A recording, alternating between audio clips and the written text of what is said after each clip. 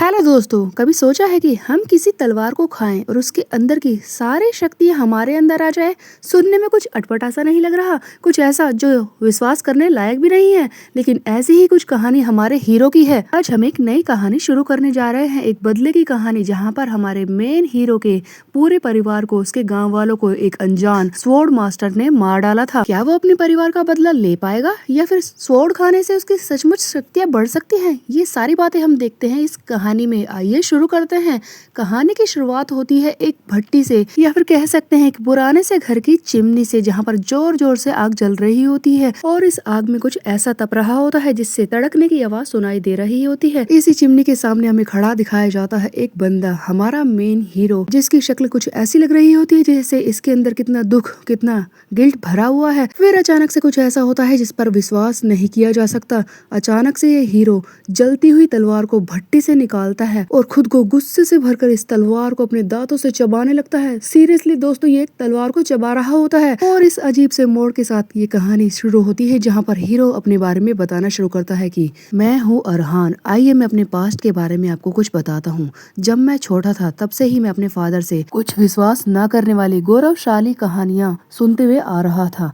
हमें एक बड़ी सी फोटो दिखाई जाती है दोस्तों, एक बूढ़ा जिसके हाथ में तलवार होती है और उसी के सामने खड़ा होता है एक बच्चा और एक आदमी। ये छोटा बच्चा ही है अरहान, जिसका फादर इसे कहानी बता रहा होता है कि देखो अरहान, तुम कारावान फैमिली के वारिस हो, इसीलिए तुम्हें ये बात हमेशा याद रखनी होगी कि तुम्हारा इतिहास कितना गौरवशाली है। तुम्हें पता है, अब से 2 शताब्दी पहले ही हम इस पूरी दुनिया की शासन व्यवस्था को संभालते थे। हम वो रक्षक सैनिक थे जिन्हें युद्ध का राजा माना जाता था, राजा जिन पर बहुत ही ज्यादा विश्वास करता था, जिनकी जीत को पूरी दुनिया में सेलिब्रेट किया जाता था। हम वो लोग थे जिन्हें तलवार ने खुद चुना था। हमारा ये कारावान ग्रुप, हमारी ये फैमिली, यहीं से सबसे ज्यादा ताकतवर तलवारबाज पैदा हुआ करते थे जो इस पूरी दुनिया को संभालते थे। हमें यहाँ पर एक तलवार भी दिखाई जाती है, एक नई चमचमाती तलवार, जिसे देखकर अरहान बहुत ही ज्यादा हैरान हो रहा होता है। आगे इसका फादर कहता है कि तुम्हें पता है बेटे, हम कारावान फैमिली के लोगों को इस पूरी दुनिया में इनविंसिबल गार्डियंस के नाम से जाना जाता था, क्योंकि हम बहुत ही ज्यादा ताकतवर थे। हम जिसकी तरफ से लड़े उसकी जीत पक्की थी। अरहान, मैं तुम्हें ये सारी बातें इसीलिए बताता हूँ क्योंकि आगे चलकर मेरे बाद कारावान फैमिली का अगला लॉर्ड तुम ही बनोगे। हमारे खून में ही तलवार का स्टील बह रहा है जिसे तुम्हें संभालना होगा। तुम्हें समझना होगा कि हमारा इतिहास कितना गौरवशाली है, तुम इसे झुठला नहीं सकते बेटे। इसीलिए मैं चाहता हूँ कि तुम आगे चलकर हमारे परिवार का नाम करो, हमें फिर से उसी पोजीशन में लेकर जाओ जहाँ पर यह पहले था, क्योंकि हम कारावांस हैं, इस जगह को संभालने वाले रक्षक लॉर्ड्स। हमारे अगले वारिस होने के नाते तुम्हें अपनी ड्यूटीज को समझकर अपने परिवार के प्रति ये सारे कर्तव्य निभाने होंगे। दोस्तों, ये लोग एक बेकार सी जगह पर रह रहे हैं, एक गांव में। फिर भी इसका बाप बोल रहा होता है कि एक टाइम पे ये बहुत ही ज्यादा ताकतवर थे और इन्हें इनविंसिबल गार्डियंस के नाम से जाना जाता था। ये सारी कहानियां बचपन से ही अरहान सुनते हुए आ रहा था, लेकिन वो सिर्फ इन्हें एक कहानी ही समझता था। उसे इन बातों पर विश्वास ही नहीं हुआ करता था। लेकिन इसके पीछे एक बड़ी वजह थी। हमें यहाँ से सीन को शिफ्ट करके दिखाया जाता है। अरहान अब थोड़ा सा बड़ा हो चुका है। हमें एक खेत दिखाया जाता है जहाँ पर शायद गेहूं की फसल उगी हुई है। अरहान यहीं पर काम कर रहा होता है और बोल रहा होता है कि दोस्तों, मेरे फादर बचपन से ही मुझे ये हीरोइक कहानियां बताते हुए आ रहे हैं मेरे ग्रेट ग्रैंड फादर्स के बारे में, लेकिन आखिरकार मैं इन पर विश्वास कैसे कर सकता हूँ। वैसे भी नोबल फैमिली में हमेशा ऐसा होता ही है कि अपने पास्ट को बढ़ा चढ़ाकर दुनिया के सामने बताया जाता है, अपनी गौरव गाथाएं गाई जाती हैं। और हो सकता है कि मेरे फादर भी ऐसा ही कर रहे हो, क्योंकि आप ही बताइए, अगर हम इतने ताकतवर थे कि राजा हमारे ऊपर डिपेंडेंट था, तो फिर हम ऐसे छोटी सी जगह पर रूल क्यों कर रहे हैं? हम इस छोटे से गाँव में क्यों हैं? दोस्तों, अरहान का पॉइंट तो बिल्कुल सही था कि अगर सचमुच इनके ग्रेट ग्रैंड फादर्स इतने ज्यादा ताकतवर थे तो वो एक गांव में क्यों रहते हैं, यहाँ पर रूल क्यों करते हैं? और अरहान भी यहाँ पर खेतों में काम कर रहा होता है, बाकी किसानों के साथ मिलकर उनसे हंस हंस कर बातें कर रहा होता है। तब अरहान आगे कहता है कि मेरे फादर की कहानियों में सिर्फ इतनी ही गड़बड़ नहीं है। दोस्तों, खुद ही सोचो, आपने जो अभी अभी फोटो देखी थोड़ी देर पहले, वो मेरे great great great grand father की थी, जो कभी किसी जमाने में हमारे फैमिली के फाउंडर थे, यानी कि कारावान फैमिली के सबसे पहले मेंबर। क्या उनकी शक्ल मेरे फादर और मेरी जैसी लगती है? वो तो बिल्कुल भी हमारे जैसे नहीं है। और हमारे पूर्वजों की जो तलवार हमारे घर पर है, सचमुच वो तो इतनी ज्यादा शार्प है, इतनी ज्यादा नई है कि देखने में लगता ही नहीं है कि वो इतनी सालों पुरानी होगी, हमारे पूर्वजों की होगी। आखिरकार इतनी पुरानी कोई तलवार इतनी शार्प कैसे हो सकती है? और इन सबसे ज़्यादा ज़रूरी बात, मैंने इस साम्राज्य के पुराने हर एक रिकॉर्ड को चेक करने की कोशिश की है, पढ़ाई की है। उन किताबों में भी मुझे अपने पूर्वज लियम कारावान के बारे में कुछ पता नहीं चला। तो आखिरकार हमारी फैमिली इतनी ग्रेट कैसे हो सकती है? इन सारी बातों को देखते हुए फाइनली मैंने सोच लिया है कि मेरे फादर मुझे जो कहानियां बताते हुए आ रहे हैं वो सारी झूठी हैं। ऐसा कुछ नहीं है, बस वो अपने इतिहास को बढ़ा चढ़ाकर बताना चाहते हैं, इसीलिए झूठ बोलते रहते हैं। दोस्तों, अरहान को अपने परिवार के इतिहास पर बिल्कुल भी विश्वास नहीं था और शायद यही उसकी सबसे बड़ी गलती थी। अरहान खेत में खड़ा इन्हीं ख्यालों में खोया होता है, तभी पीछे से आवाज आती है कि यंग मास्टर कहाँ खो गए? आप फिर से दिन में सपने देख रहे हैं क्या? आइए खाना खा लीजिए, दोपहर का वक्त है। ये सारे गांव वाले जो अरहान से बहुत ही ज्यादा जुड़े हुए हैं, उनका यंग मास्टर होने के बावजूद भी यही से आराम से फ्रीली बात कर रहे होते हैं। तब अरहान कहता है कि भले ही मेरे फादर की कहानियां झूठी हो या सच्ची, मुझे फर्क नहीं पड़ता, क्योंकि ये गांव वाले मेरा परिवार है, ये किसान मेरी फैमिली है, मेरे कारावांस हैं और इन्हीं के साथ मैं खुश रहना पसंद करता हूँ। और जब तक मैं अपने गाँव वालों के साथ, अपने माँ बाप के साथ इस तरह से खुशी से रह रहा हूँ तो बस मुझे यही जगह पसंद है, मुझे जिंदगी में इसके अलावा कुछ नहीं चाहिए। और ये बोलकर अरहान अपने गांव वालों की तरफ भागता है। दोस्तों, अरहान अपने परिवार के इतिहास से अनजान एक छोटे से गांव में यंग लॉर्ड बनकर अपनी जिंदगी को आराम से जी रहा होता है और इसी चीज में बहुत ही ज्यादा खुश है। बहुत ही जल्दी दोस्तों ये सब कुछ बदल जाता है। हमें रात का वक्त दिखाया जाता है जहाँ पर अरहान अकेला खड़ा है, बहुत ही ज्यादा डरा हुआ और रो रहा होता है। और ये सारे गाँव वाले जो अभी खुशी से इसके साथ खड़े थे वो बुरी तरह से कटे पिटे पड़े होते हैं।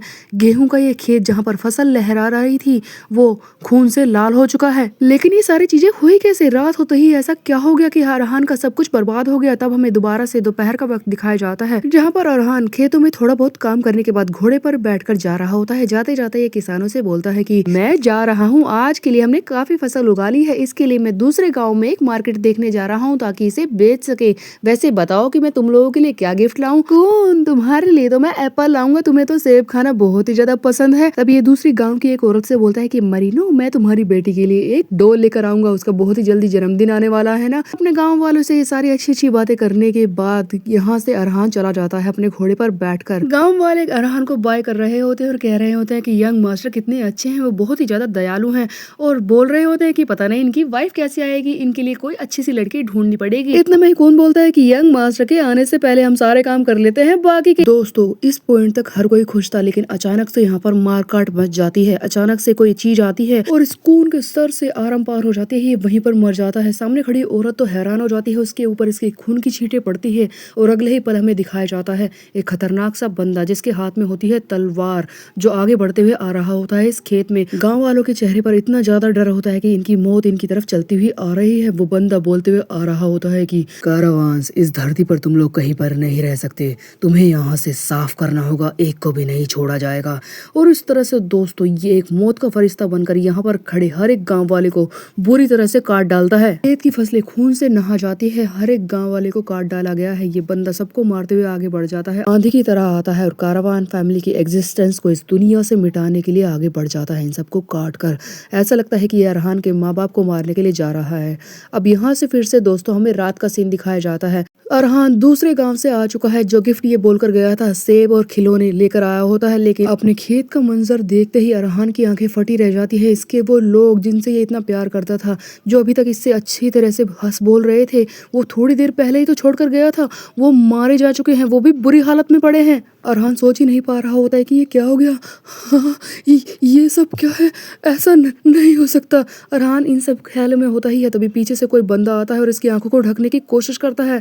तब अरहान कहता है कि बटलर, ये तुम हो ना? ये सब क्या हो गया, मुझे बताओ। बटलर, तुमने मेरी आंखें क्यों ढकी है? बताओ मुझे ये सब क्या है? गांव वाले ये मरे हुए पड़े हैं, लगता है मैं कोई सपना देख रहा हूँ। हाँ, मैंने सही कहा ना, सपना है ना? तब अरहान का ये बटलर जो इसका हमेशा ध्यान रखता है वो बोलता है कि नहीं यंग मास्टर, ये सपना नहीं है।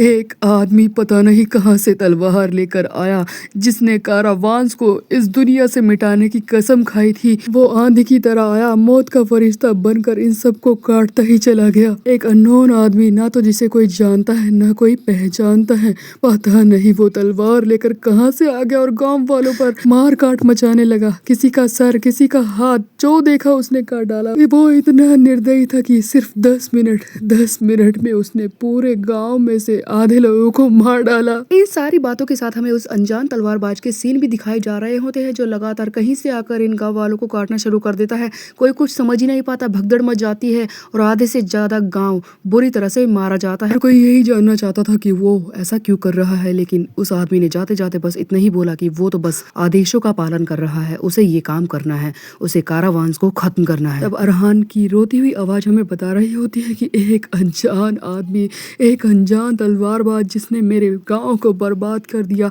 आगजनी की, सबको काट डाला, आधे से ज्यादा गांव नष्ट कर दिया और वो मेरे परिवार की तरफ बढ़ा और मैं यहाँ पर था ही नहीं, मैं कुछ नहीं कर पाया, मैं बस अपनी बर्बादी देख रहा था। वो हमारी तरफ बढ़ती चली आई, वो भी एक सिंगल तलवारबाज के रूप में, लेकिन वो था कौन? तो अरहान इन्हीं सारे ख्यालों में होता है, तभी उसे याद आता है कि उसके माँ बाप कहाँ हैं। जल्दी से वो अपने घर पर पहुंचता है। दोस्तों हमें यहाँ से सीन को शिफ्ट करके दिखाया जाता है। हम देखते हैं कि अरहान अपने घर पर पहुंच चुका है, वहाँ पर भी हर जगह खून फैला हुआ है। उस अनजान तलवारबाज ने इसके परिवार के सारे नौकर को बुरी तरह से काट डाला है। यहाँ पर जो भी दिखाई दिया उसने सभी को जमीन पर लेटा रखा होता है। अरहान ये सारा खून देखकर बहुत ही ज्यादा डर जाता है। डरा हुआ अरहान बस यही सोच रहा होता है कि इसके माँ बाप को कुछ बुरा तो नहीं हो गया, क्या वो भी मारे जा चुके हैं। इसकी आंखों से जैसे ही आंसू टपकने लगते हैं, तभी इसे एक उम्मीद की किरण दिखाई देती है जब इसकी माँ इसे सामने से बुलाती है, अरहान तुम कहाँ थे बेटे? अरहान देखता है कि उसकी माँ तो जिंदा है। वो सामने जल्दी से भागता है और अपनी माँ को गले लगा लेता है और कहता है कि मेरे अंदर जो अचानक से डर भर गया था,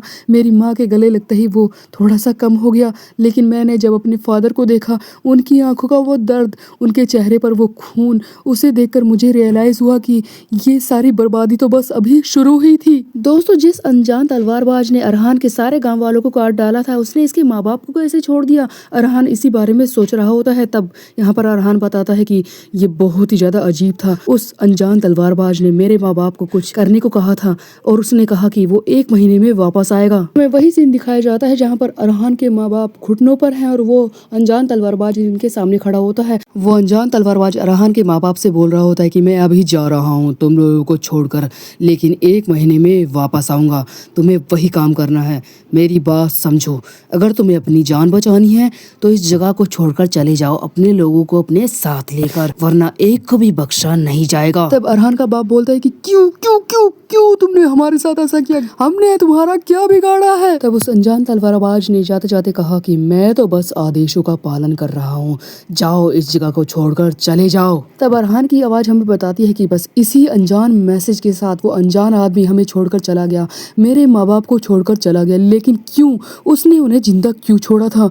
और इसके बाद सब कुछ बर्बाद हो चुका था। आधे से ज्यादा जो गांव वाले मरे थे, उनके बचे हुए परिवार वाले जो अब पूरी तरह से बर्बाद हो चुके थे, वो अपनी जान बचाने के लिए एक एक करके गांव छोड़कर जाने लगे। वो अपना सामान भी ले जा रहे थे जिंदा रहने के लिए, लेकिन क्या इस तरह से भागना सही था? और मेरा परिवार वो तो यहाँ से भाग भी नहीं सकता था, क्योंकि मेरे फादर जो कारावान के लॉर्ड थे, जिन्होंने ये कसम खाई थी कि वो इस लैंड की रक्षा करेंगे, वो परिवार वालों को बचाएंगे, जो भी यहाँ पर रहते हैं वो उन्हें बचा नहीं पाएंगे। यही गिल्ट उन्हें अंदर से मारे जा रहा था।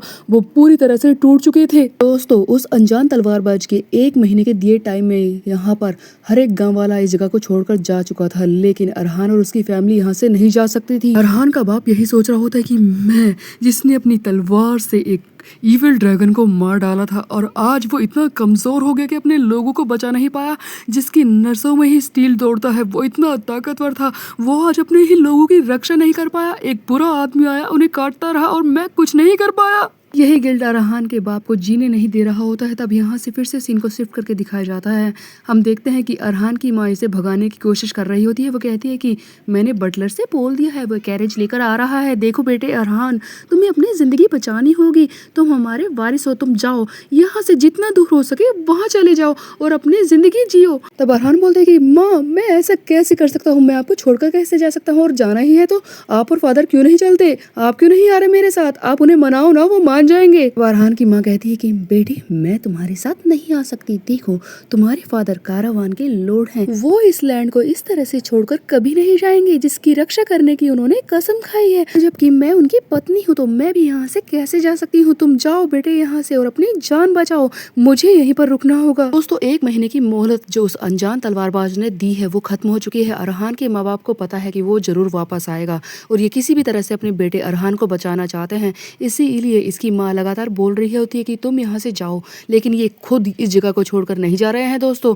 ये उसका मुकाबला करेंगे। तब अरहान की माँ उसे आगे समझाती है कि बेटे देखो, आज तक तुम्हारे फादर ने जो भी तुम्हें ऐतिहासिक कहानियां सुनाई है वो सब भूल जाओ, वो सब कुछ झूठ है। ये समझो कि तुम्हारे फादर ने तुमसे अभी तक झूठ ही बोला है, उससे कुछ भी याद मत करना। और हाँ, मेरी कसम खाओ बेटे, तुम आज के बाद कभी भी तलवार को अपने हाथ में नहीं उठाओगे, तुम अच्छी जिंदगी जियोगे और तलवार के बारे में कभी सोचोगे भी नहीं। मैं भूल जाना, इस जगह को भूल जाना, और हाँ बदला, उसके बारे में तो कभी सोचना भी मत। तुम बस अपनी जिंदगी जीना बेटे, अपनी जिंदगी के बारे में ही सोचना। अरहान की माँ ये सब बोल ही रही होती है, इतने में ही बटलर कैरेज लेकर आ जाता है। तब अरहान की माँ इसे जबरदस्ती ले जाने को बोलती है। अरहान बिल्कुल भी इन्हें छोड़कर नहीं जाना चाहता और बार बार बोल रहा होता है कि मैं नहीं जाऊंगा, मैं आपको छोड़कर नहीं जाऊंगा, लेकिन बटलर इसे जबरदस्ती खींच कर ले जा रहा होता है कैरेज में बैठाने के लिए। तब जाते जाते अरहान की माँ बोल रही होती है कि बेटे मैं तुमसे बहुत प्यार करती हूँ, अपना ध्यान रखना। और इन रोती हुई आंखों के साथ ही अरहान ने आखिरी बार अपनी माँ को जिंदा देखा था। बटलर इसे जबरदस्ती यहाँ से खींच कर ले जाता है। यहाँ से हमें सीन को शिफ्ट करके अरहान के बाप को दिखाया जाता है, जो कि जोर जोर से अपने सर को दीवार पर पटक रहा होता है, खून भी निकल रहा होता है इसके माथे से। तब अरहान को भेजकर उसकी माँ यहाँ पर पहुंच जाती है और अपने पति से कहती है कि तुम्हें ये सब कुछ अकेले बर्दाश्त करने की जरूरत नहीं है, मैं तुम्हारे साथ हूँ, अपनी मौत के इस आखिरी क्षण में मैं तुम्हारे साथ हूँ, हम साथ मरेंगे। और इस तरह से ये पीछे से अपने पति को गले लगा लेती है। दोस्तों इन्हें भी पता है कि आज ये मारे जाने वाले हैं, इन लोगों ने अपने बेटे को बचने के लिए भेज दिया है। तब यहाँ से सीन को शिफ्ट करके हमें जंगल का सीन दिखाया जाता है, जहाँ पर बटलर जोर जोर से बग्गी को चलाते हुए अरहान को ले जा रहा होता है। तब ये जाते जाते कह रहा होता है कि मास्टर मैं जानता हूँ कि आप अपने माँ बाप को छोड़ना नहीं चाहते, लेकिन आज जो बर्बादी हुई है उसे हम रोक नहीं सकते थे, और ये सब हमारी किस्मत में ही लिखा था। आदमी जो कुछ कर ले लेकिन प्रकृति से तो नहीं लड़ सकता। अब मैं आपके साथ रहूंगा, मैं आपको यहाँ से दूर ले जाऊंगा जहाँ पर आपकी किस्मत है, आपका भविष्य अच्छा होगा। आप इस बात को जितना जल्दी हो सके एक्सेप्ट कर लीजिए। वैसे भी मैडम कारवान और आपके फादर यही चाहते होंगे। यही सारी बातें बोलते हुए जैसे ही बटलर पीछे की तरफ देखता है, वो ध्यान देता है कि अरहान तो भाग चुका है।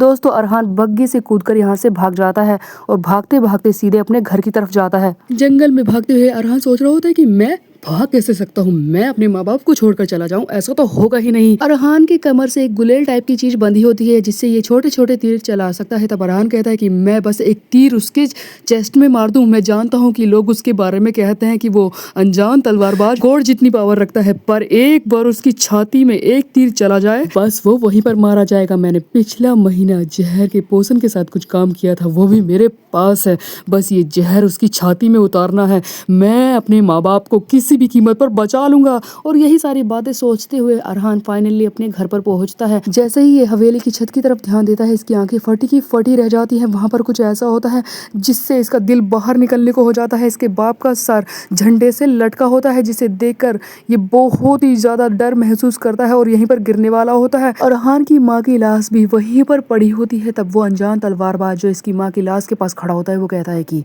मैंने इन लोगों को कहा था, मैंने इन्हें मौका दिया था, लेकिन ये बेवकूफ थे, इन्होंने मौत चुनी, जिंदगी नहीं। पागल लोग, मैंने तो दया दिखाई थी लेकिन फिर भी मारे गए।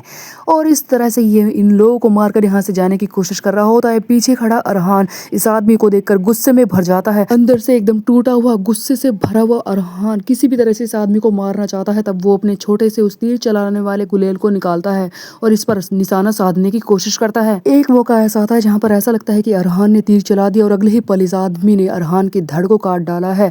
तब यहाँ पर अरहान को रियलाइज होता है कि वो इस बंदे को नहीं मार सकता। अरहान को अपने माँ बाप की मौत का बहुत ही ज्यादा दुख है, लेकिन फिर भी वो इस बंदे के सामने कुछ नहीं था। उससे रियलिटी चेक मिल जाता है कि अब वो इसका कुछ नहीं बिगाड़ सकता है। खासकर इस मौके पर तो बिल्कुल भी नहीं। वो बंदा इसके सामने ही खड़ा है, फिर भी अरहान के हाथ से गुलेल छूट जाती है। ये जमीन पर आ चुका है, घुटनों पर बैठकर सोच रहा होता है कि खुद ही अपने गर्दन को दबा रहा होता है, क्योंकि इसे पता है कि अगले ही पल ये बंदा इसकी गर्दन को काट डालेगा। तब ये बंदा अनजान तलवारबाज आगे बढ़ता और कहता है कि मैं समझ रहा हूँ कि अभी तक तुम सिर्फ 18 ही साल के हुए हो, तुम उस एज तक नहीं पहुंचे हो कि मेरा मुकाबला कर पाओ। वैसे इससे तुम्हारी किस्मत अच्छी है कि तुम्हारी जान बच गई। मैं तुम्हारी जिंदगी नहीं लूंगा, लेकिन अपने आप को मरा ही समझो। आज तो भाग्य ने तुम्हें बचा लिया, लेकिन ये बात याद रखना कि मैंने कसम खाई है कि कारावान इस लैंड पर कभी भी वास नहीं कर पाएंगे, कभी ज़िंदा नहीं रह पाएंगे। अगर तुमने आगे चलकर अपने वंश को बढ़ाने की कोशिश की तो मैं उन्हें ज़िंदा नहीं छोड़ूंगा। मैं जल्दी ही वापस आऊँगा तुम्हें ढूंढने के लिए। इस बात को भूलना मत, क्योंकि कारावांस इस दुनिया में हमेशा के लिए गायब हो जाएंगे। कोई याद भी नहीं रखेगा कि इतिहास में कारावांस कभी पैदा हुए थे। और ये धमकी देकर ये बंदा, ये अनजान तलवारबाज तो यहाँ से चला जाता है। लाचार अरहान जो कुछ नहीं कर पाया, अपने माँ बाप को अपनी आंखों के सामने मरता हुआ देखता रहा, वो बहुत ही ज़्यादा डर में होता है और उससे भी ज़्यादा गिल्ट महसूस कर रहा होता है कि उसने ऐसा क्यों किया। वो अपनी माँ की लाश को अपने हाथों में उठाता है और रो रहा होता है कि ये मैंने क्या कर दिया। मुझे बहुत ही ज़्यादा बेचारा महसूस हो रहा है। ऐसा लगता है कि किसी ने मेरी आत्मा खींच कर निकाल दी हो। मैं क्या करूं। उस दिन मेरा सब कुछ मुझसे छीन लिया गया। अरहान अपने माँ बाप की लाश को देखकर बहुत ही ज़्यादा टूट चुका है और वो बहुत ही बुरी तरह से रो रहा होता है। उसके लिए सब कुछ खत्म हो चुका है। तब अरहान की आवाज़ आगे कहती है कि शायद उस वक्त तो मैंने ऐसा ही सोचा था कि सब कुछ खत्म हुआ, लेकिन अभी तो बस शुरुआत थी। तब दोस्तों अचानक से यहाँ से सीन को शिफ्ट करके दिखाया जाता है। हम देखते हैं कि अरहान उस फोटो और तलवार के सामने खड़ा होता है जो कि इसके पूर्वजों की थी, जिसकी कहानियां इसका बाप हमेशा बताया करता था।